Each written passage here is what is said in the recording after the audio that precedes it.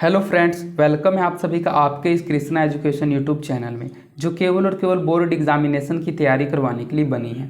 इसलिए इस चैनल को आपने अभी तक सब्सक्राइब नहीं किया तो इस चैनल को सब्सक्राइब कर दें और साइड के बेल नोटिफिकेशन को भी जरूर प्रेस कर दें, ताकि हमारी वीडियो का लेटेस्ट नोटिफिकेशन आप तक सबसे पहले पहुँच सके। आज मैं आपको इस वीडियो में आपके मैट्रिक बोर्ड परीक्षा 2024 की तैयारी के लिए कक्षा 10 संस्कृत का 13वां पाठ विश्व शांति का ऑब्जेक्टिव क्वेश्चंस करवाने वाला हूं। अर्थात आज मैं आपको विश्व शांति पाठ का वस्तुनिष्ठ प्रश्न उत्तर पढ़ाने वाला हूं।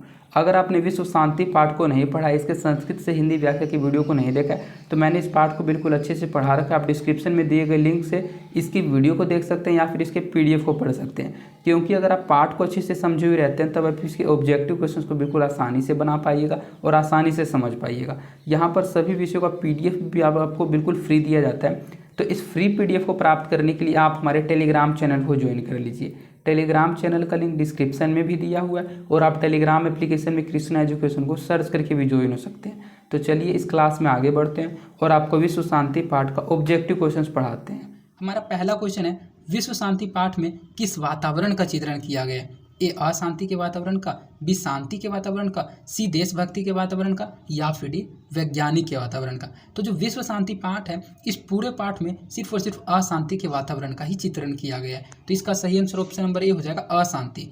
विश्व शांति पाठ में किस वातावरण का चित्रण किया गया? तो विश्व शांति पाठ में अशांति के वातावरण का चित्रण किया गया है।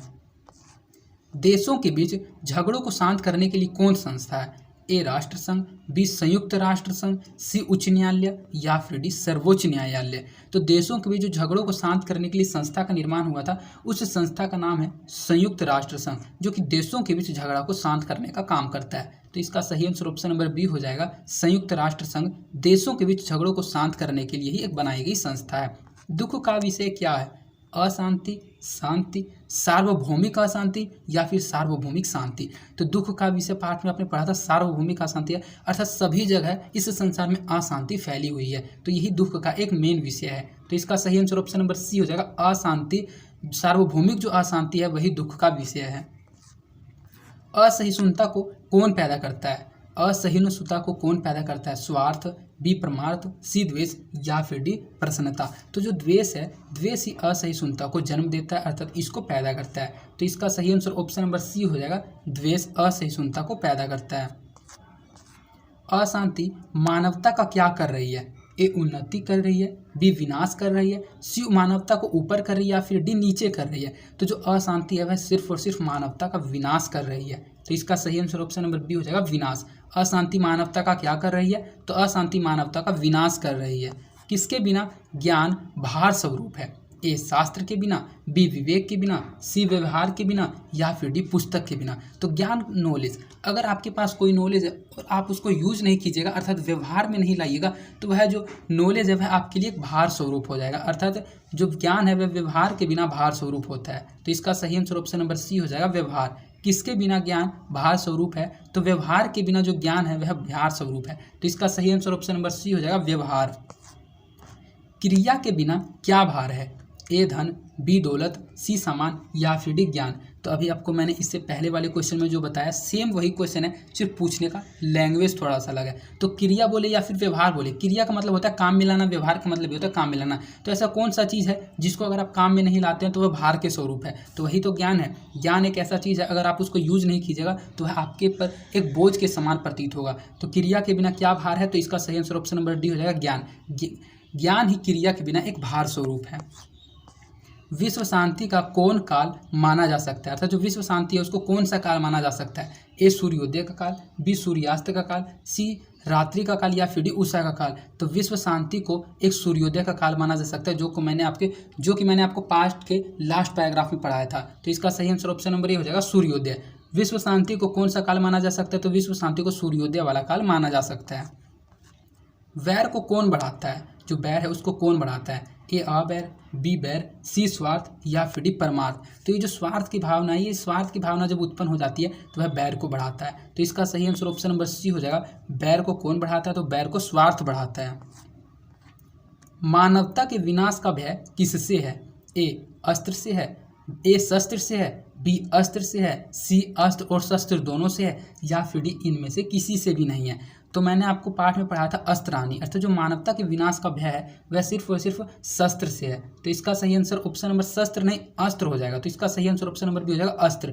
पाठ के अनुसार आपको इन सभी ऑब्जेक्टिव क्वेश्चंस का आंसर देना है। तो वैसे तो कोई बच्चा पाठ नहीं पढ़ा हुआ रहेगा तो वह सी मार्क के आएगा एग्जाम में, लेकिन ये आंसर जो है बिल्कुल ही गलत है। पाठ में आपने पढ़ा था अस्त्र, तो इसका सही आंसर ऑप्शन नंबर बी हो जाएगा अस्त्र। और अगर आपने इस पाठ के हिंदी अर्थ के वीडियो को नहीं देखा है तो मैंने इस पूरे पाठ को एक एक शब्द का संस्कृत से हिंदी अर्थ करके बिल्कुल ही अच्छे से एक्सप्लेन कर रखा है। मैंने इस पूरे पाठ को बिल्कुल ही अच्छे से पढ़ा रखा है।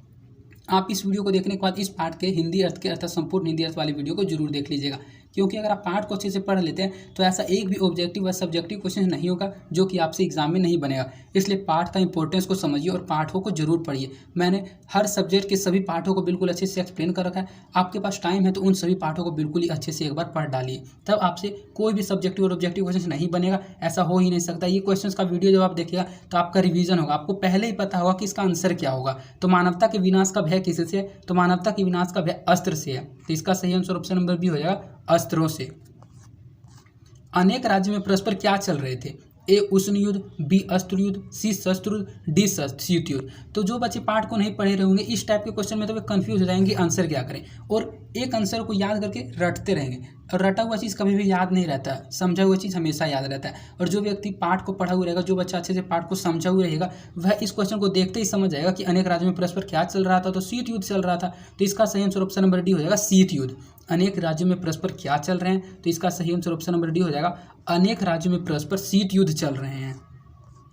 क्या बलपूर्वक निवारणीय, अर्थात क्या चीज़ है जो कि बलपूर्वक निवारणीय, अर्थात बलपूर्वक उसका निवारण किया जा सकता है? ए धर्म उपदेश, बी कर्म उपदेश, सी अर्थ उपदेश, या फिर डी स्वार्थ उपदेश। तो स्वार्थ उपदेश है वही बलपूर्वक निवारणीय है। तो इसका सही आंसर ऑप्शन नंबर डी हो जाएगा स्वार्थ उपदेश। स्वार्थ उपदेश बलपूर्वक ही निवारणीय, अर्थात बलपूर्वक ही उसका निवारण किया जा सकता है।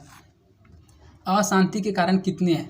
एक है, दो है, सी तीन है, या फिर डी चार है। तो पाठ में मैंने आपको बताया था, पहला तो द्वेष, किसी के प्रति द्वेष की भाव अर्थात ईर्ष्या और जलन की भावना रखना, और दूसरा किसी दूसरे को उन्नति करते हुए सहन नहीं करना। यही तो द्वेष के दो कारण है, अर्थात यही तो अशांति के दो कारण है जो आपने पाठ में पढ़ा था। अशांति कारण द्वयम, अर्थात अशांति के दो कारण है। तो इसका सही आंसर ऑप्शन नंबर बी हो जाएगा दो। अशांति के कारण कितने हैं? तो अशांति के दो कारण है। तो इसका सही आंसर ऑप्शन नंबर बी हो जाएगा दो। भारतीय दर्शन का मूल तत्व किसे माना जाता है? ए अशांति को, बी अशांति को, सी वैर को, या फिर डी अवैर को। तो भारतीय दर्शन का मूल तत्व शांति को माना जाता है। तो इसका सही आंसर ऑप्शन नंबर ए हो जाएगा शांति। भारतीय दर्शन का मूल तत्व किसे माना जाता है? तो भारतीय दर्शन का मूल तत्व शांति को माना जाता है। अशांति सागर के तटों के बीच कौन स्थित है? ए मानव, बी दानव, सी जीव, या फिर डी संसार। तो अशांति सागर के तटों के बीच ये पूरा का पूरा संसार ही स्थित है, अर्थात पूरे संसार में कहीं थोड़ा बहुत ही ऐसा जगह होगा जहाँ शांति का वातावरण होगा। पूरे संसार में अशांति का वातावरण फैला हुआ, इसीलिए कहा गया अशांति सागरों के तटों के बीच ये पूरा संसार स्थित है। तो इसका सही आंसर ऑप्शन नंबर डी हो जाएगा संसार। उदार चरित्र वाले क्या मानते हैं? अयम निजः, अर्थात अपना और पराया, प्रयोवेति, सी वसुधैव कुटुंबकम, अर्थात सभी कुछ हमारा है, सर्व अर्थ वर्षनम, सब जगह वर्षना की जाए। तो उदार चरित्र वाले जो लोग होते हैं वो मैंने आपको श्लोक के माध्यम से पढ़ाया था। तो उस श्लोक में वसुधैव कुटुंबकम वाले जो लोग हैं वही उदार चरित्र वाले मानते हैं। तो इसका सही आंसर ऑप्शन नंबर सी हो जाएगा वसुधैव कुटुंबकम। उदार चरित्र वाले क्या मानते हैं? तो उदार चरित्र वाले मानते हैं वसुधैव कुटुंबकम, अर्थात ये पूरा संसार ही हमारा परिवार है। तो इसका सही आंसर ऑप्शन नंबर सी हो जाएगा वसुधैव कुटुंबकम, वसुधा एव कुटुंबकम। तो इसका सही आंसर ऑप्शन नंबर सी हो जाएगा वसुधैव कुटुंबकम। तो इस प्रकार आपके इस पाठ के 16 ऑब्जेक्टिव क्वेश्चंस कंप्लीट करा दिए गए, जो कि एग्जाम के दृष्टिकोण से मोस्ट इंपॉर्टेंट क्वेश्चंस हैं। इनमें से ही बोर्ड एग्जाम में क्वेश्चंस पूछे जाएंगे। और अगर आपको ये क्वेश्चंस याद नहीं हो, मैं ऐसा करता हूँ कि ये सभी क्वेश्चंस आपको याद हो गए होंगे, और अगर याद नहीं होंगे तो आप इस वीडियो को एक बार रिपीट करके जरूर देख लीजिएगा, आपको ये क्वेश्चंस अच्छे से याद हो जाएंगे। और अगर आपको यह वीडियो पसंद आई है तो इस वीडियो को अपने दोस्तों के भी ज़्यादा से ज़्यादा शेयर कीजिएगा, और इस वीडियो को लाइक भी जरूर कर दीजिएगा, जिससे मेरा मोटिवेशन बना हुआ रहता है।